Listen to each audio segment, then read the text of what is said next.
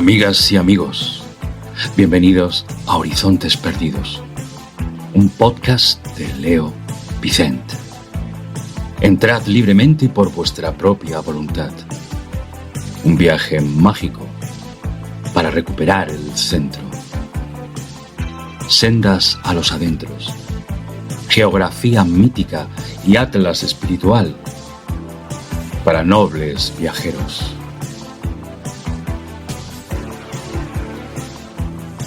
Cuaderno de bitácora para náufragos de la edad del hierro.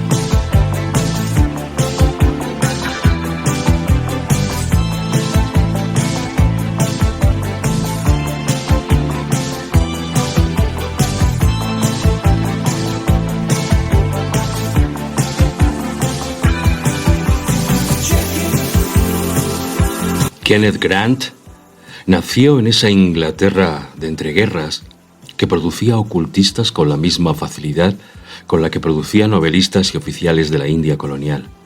Hijo de una época que había visto derrumbarse el imperio victoriano y con él la certeza de que el mundo tenía bordes conocidos, Grant creció en un ambiente donde la magia no era anacronismo, sino respuesta urgente a un vacío que la ciencia y la política habían creado y no sabían llenar.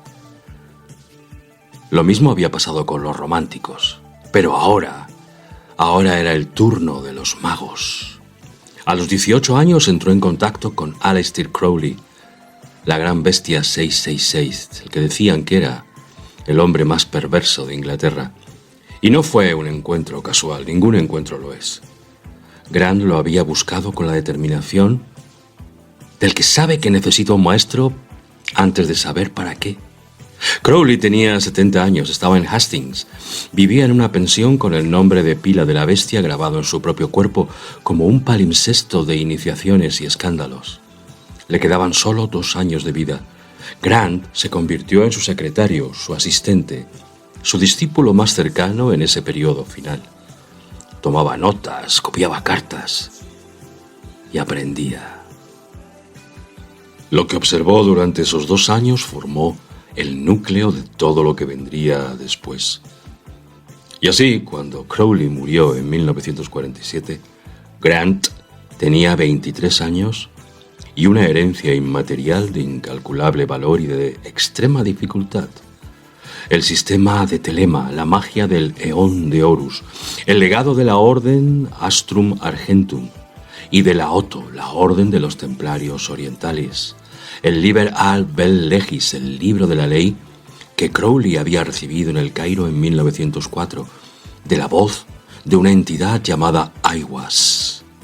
Grant heredó todo eso y pasó el resto de su vida, más de 60 años, excavando en sus implicaciones con una tenacidad que sus críticos llamaban obsesión y sus admiradores llamaban consagración.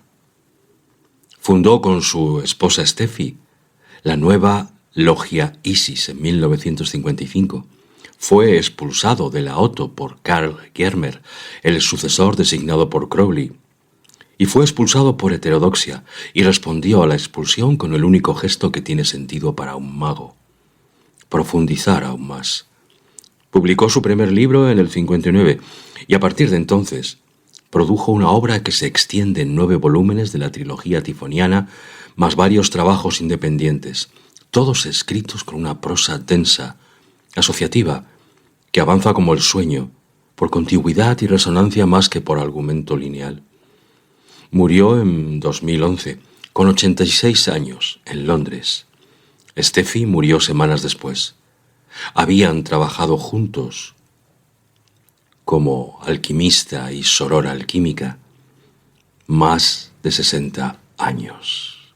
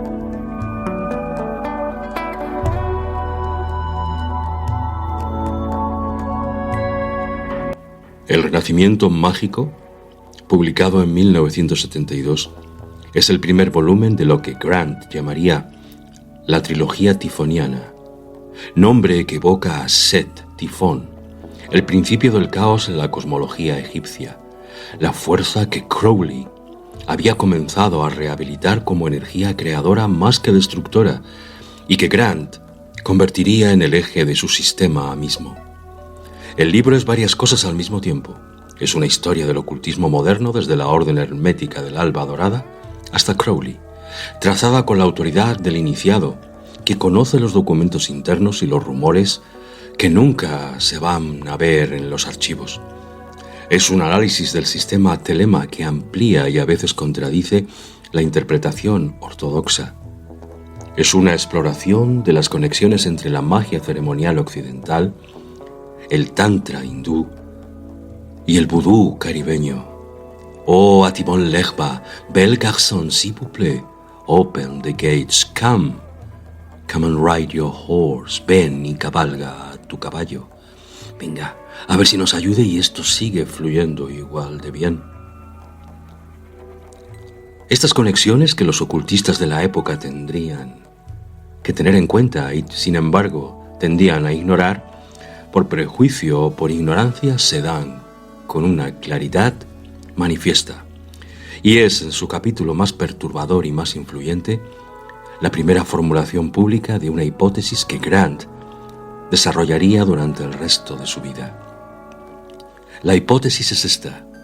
Howard Phillips Lovecraft, escritor de Providence, Rhode Island, autor de una mitología de entidades cósmicas durmientes que esperan el momento de regresar y consumir la realidad, y que hemos llamado los mitos de Cthulhu, no inventó sus criaturas. Le fueron dadas. Las recibió. Para comprender esto, tenemos que regresar al Cairo, el mes de abril y el año 1904.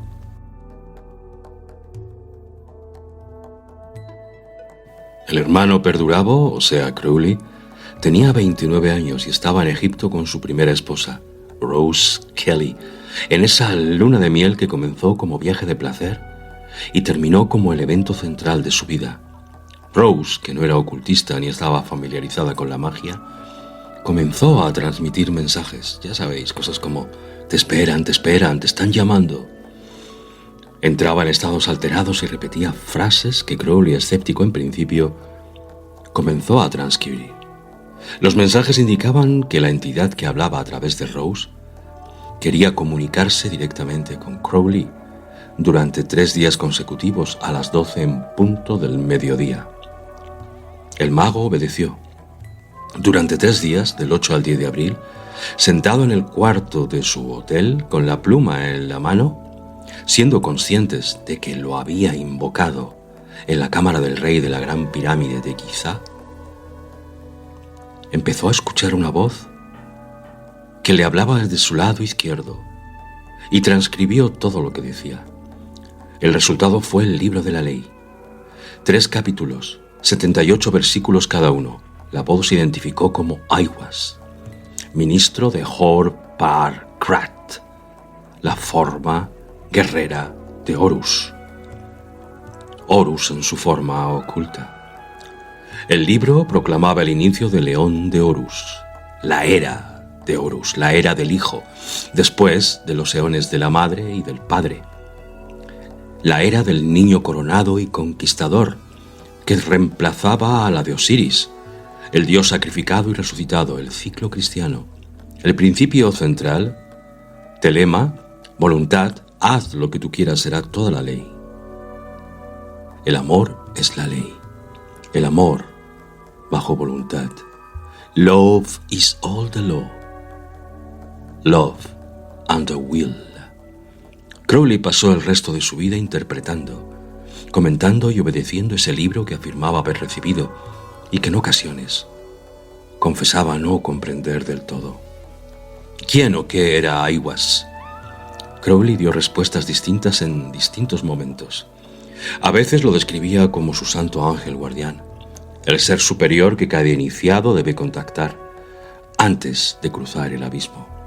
A veces como una entidad independiente, no humana, de una categoría que el ocultismo occidental no tenía vocabulario preciso para describir. A veces insinuaba que era su propio inconsciente profundo, hablando en un lenguaje que su conciencia ordinaria no había producido. Grant tomó esa ambigüedad de su maestro y la llevó aún más lejos. Para él, para Grant, Aiwass no era metáfora ni proyección psicológica. Era una inteligencia real, de naturaleza no humana, que había encontrado en Crowley un receptor suficientemente preparado para transmitir un mensaje de importancia cósmica.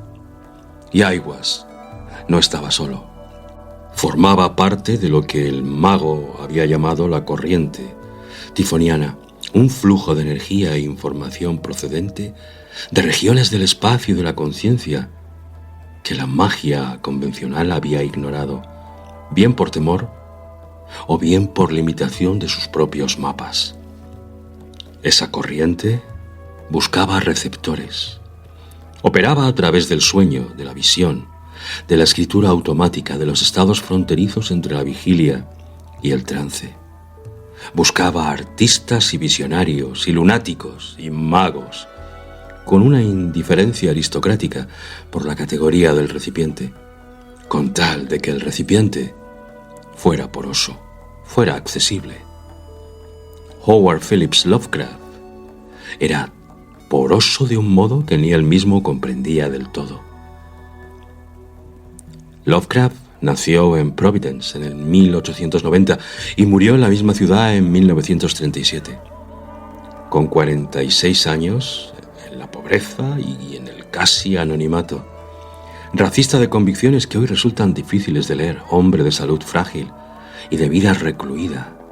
Pasaba sus noches escribiendo cartas de una extensión y una erudición asombrosa, y sus horas de vigilia construyendo una mitología de entidades cósmicas que él llamaba a los grandes antiguos.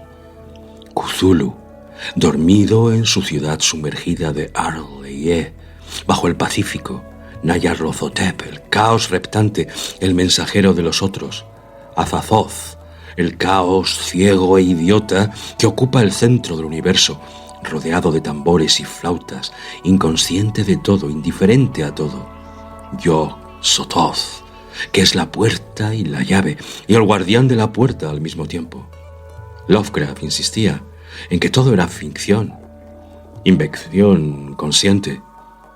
Él mismo se describía como materialista y ateo, un hombre de ciencia que usaba el horror cósmico como herramienta literaria. La posibilidad de que sus criaturas tuvieran existencia independiente le habría parecido, dice en sus cartas, un sinsentido. Grant, sin embargo, leyó esas cartas con atención y notó algo que Lovecraft no podía ver desde dentro. Y es que Lovecraft soñaba sus criaturas antes de llevarlas al papel. Sus pesadillas tenían una coherencia y una recurrencia que él mismo documentó con la puntualidad del hombre de ciencia, que registra datos sin saber muy bien lo que hace. Cthulhu llegó primero como imagen onírica, una presencia enorme, tentacular, con perfiles geométricos imposibles, que transmitía una sensación de antigüedad y de poder que desbordaba cualquier categoría humana. La ciudad de Arleye, con su arquitectura de ángulos que no son ángulos, apareció en sueños, sumergida, antes de aparecer en sus páginas. Grant señaló la convergencia. Crowley, en sus rituales más avanzados, había descrito entidades de características similares. Las visiones del Aethir XV del Liber 418, la magia enoquiana, contienen geometrías imposibles, presencias que el lenguaje humano no puede sostener, una escala que hace que la conciencia ordinaria se doble como papel mojado. Las comunicaciones de Aiwass incluían referencias a lo que Crowley llamó la corriente de Set, la energía del polo norte de la eclíptica, el punto ciego del zodiaco, la región del espacio que las tradiciones antiguas asociaban con el caos primordial y con las fuentes anteriores a la creación ordenada. Cthulhu y Aiwass ocupaban, en el mapa de Grant, religiones y regiones adyacentes del mismo territorio. No eran el mismo ser. Eran vecinos de un espacio que los humanos normalmente no frecuentamos. Lovecraft y Crowley habían encontrado por rutas radicalmente distintas, uno a través del sueño involuntario y el otro a través de la práctica de la magia ritual sistemática, el mismo umbral. Habían escuchado ruidos similares al otro lado de una misma puerta. La diferencia era que Crowley sabía lo que estaba haciendo y Lovecraft creía que dormía. Lo que Grant propone en el Magical Revival, en el Renacimiento Mágico, y que ampliaría en los 8 volúmenes siguientes de la trilogía, tiene implicaciones que van más allá de la anécdota literaria. Si Lovecraft recibió su mitología de fuentes no humanas y la presentó como ficción por incapacidad de procesarla de otro modo, entonces la ficción puede funcionar como vehículo de transmisión de información que la mente consciente rechazaría si llegara por otros canales. La forma narrativa sería una cuarentena psicológica. El escritor recibe, elabora, publica, sin que el material queme sus circuitos neurológicos, porque llega envuelto en la etiqueta tranquilizadora de la fábula y la invención. Esta idea tiene una genealogía que Grant conocía bien. Blake, el poeta, veía a sus ángeles y escribía desde el dictado. Yeats, otro mago famoso de la aurora dorada, construyó su visión a partir de las comunicaciones automáticas de su esposa. Strindberg tuvo su infierno, periodo de crisis mística, que produjo sus mejores obras. Pessoa, desde su libro del desasosiego, canalizó a sus heterónimos con una fidelidad que él describía como posesión.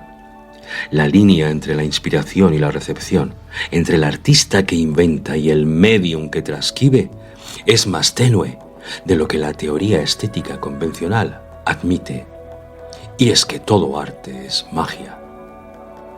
Y la magia no es sino arte. Grant añadió una capa más. Las entidades que Lovecraft recibió no eran pasivas. Buscaban ser escritas. Necesitaban encarnar en texto, circular a través de lectores, crear en esas mentes el eco de su frecuencia. Cada lector de Lovecraft que experimenta ese particular escalofrío, esa sensación de haber rozado algo que preferiría no haber hecho, está completando el circuito, está participando sin saberlo en la transmisión. El Necronomicon, el libro maldito que Lovecraft inventó, o que bien los árabes introdujeron a través de Al-Ándalus en la Edad Media en Europa, como referencia ficticia dentro de sus cuentos o como realidad misma, según nos cuenta el sufí Idries Shah, fue materializado por varios ocultistas después de su muerte, como si su existencia previa como ficción fuera irrelevante. Simon publicó su versión en el 77. Kenneth Grant contribuyó a sacralizar la idea de que un texto puede volverse real por el uso ritual constante, con independencia de su origen literario. La ficción, sumamente habitada, adquiere peso ontológico. Lo que separa a Grant de los comentaristas ordinarios del sistema Etelema es su disposición a llevar el mapa más allá de los bordes que Crowley dibujó. Crowley era, entre otras cosas, un hombre del siglo XIX, con sus limitaciones y sus puntos ciegos. Construyó un sistema de enorme potencia y lo cerró con categorías que reflejaban sus propias experiencias y sus propios horizontes. Grant abrió las ventanas y el resto es una corriente mágica de proporciones inauditas.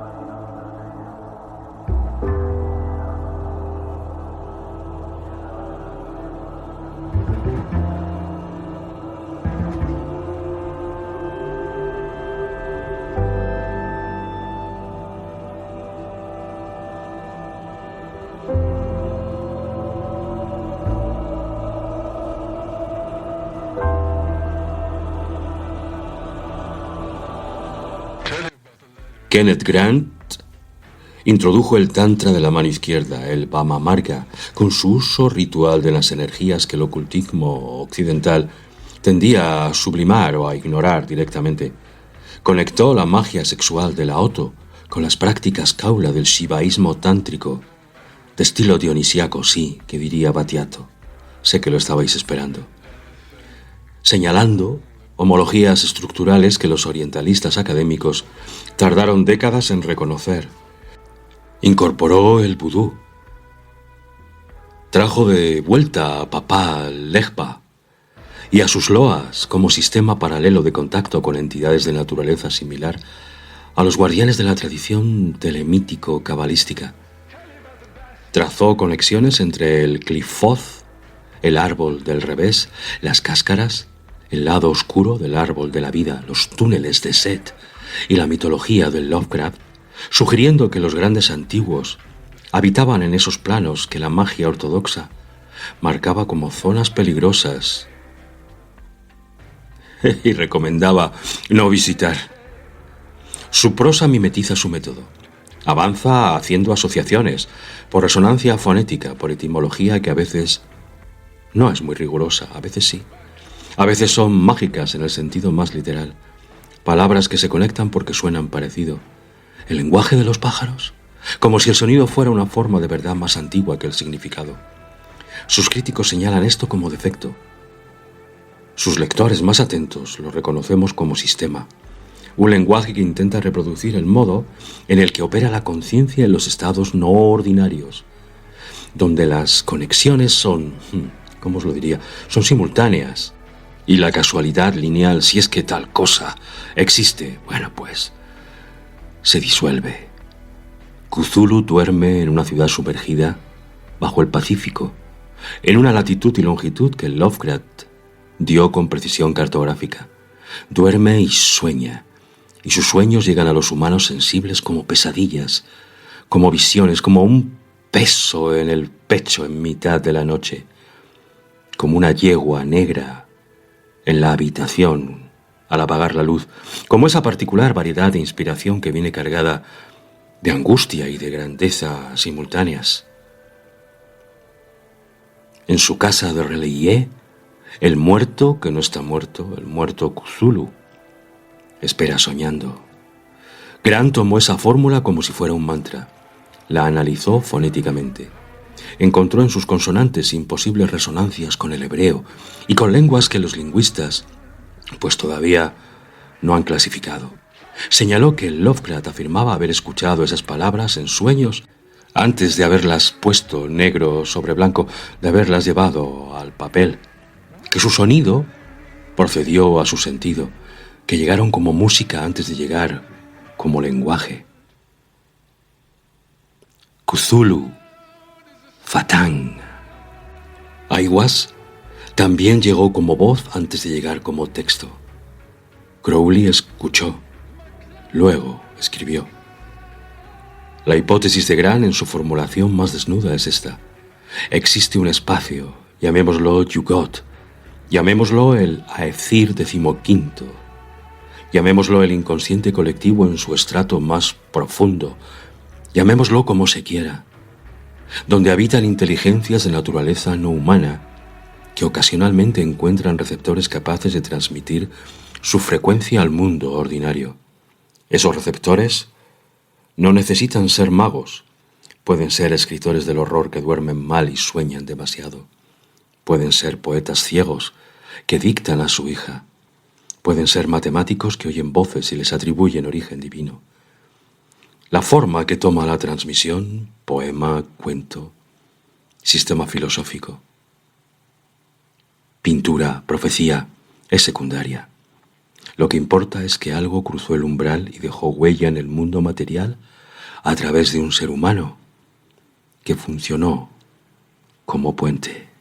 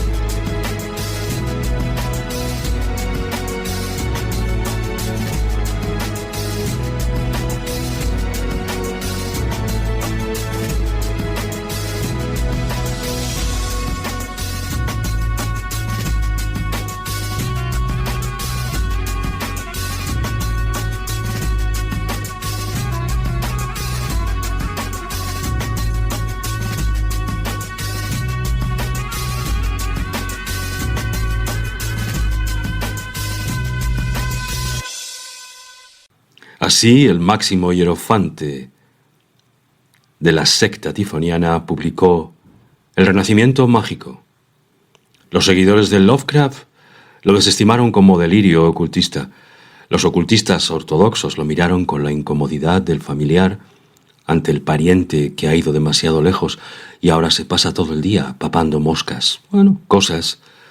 Pero la hipótesis circuló por los márgenes, por las librerías especializadas de Londres y Nueva York, por las comunidades que en los años 70 y 80 construían sistemas de pensamiento en los intersticios entre la magia, la contracultura y la ciencia cognitiva reciente. Llegó a oídos de magos del caos. Peter Carroll lo absorbió y lo transformó en el caos mágico. Alan Moore lo leyó y la convirtió en arquitectura narrativa de From Hell y de Prometea. Ese cómic que no es un cómic, sino que es un moderno grimorio.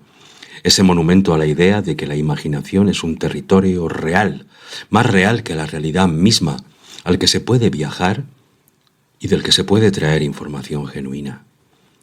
La ficción como vehículo de transmisión de realidades que la conciencia ordinaria no puede procesar directamente. La idea tiene precedentes que Grant conocía. Los diálogos de Platón presentan sus verdades más radicales en forma de mito narrado por un personaje que escuchó la historia de alguien que la escuchó de otro. El Zohar aparece comentario a la Torá, pero es, en su estructura profunda, una novela mística. Los evangelios son textos literarios antes de ser documentos históricos. ¿Quién sabe si el crepitar de una zarza ardiente? Lo que aparentemente se presenta como ficción enmascara a veces realidades que la forma no ficticia habría vuelto insoportables o simplemente invisibles. El envoltorio narrativo hace que la mente baje la guardia, el lector se relaja y en esa relajación algo entra. Eso es lo que Grant leyó en Lovecraft, eso es lo que escuchó en Crowley, eso es lo que pasó y lo que él intentó cartografiar durante toda su vida. El mecanismo por el cual lo real se cuela en el mundo a través de la grieta que la imaginación abre en la pared de lo ordinario. Rileye sigue sumergida, Cthulhu sigue soñando, Aiwass sigue susurrando a oídos que se prestan a escucharle en la noche. Y los sueños de todos nosotros siguen abiertos a ese mensaje que llega aunque tengamos los ojos abiertos.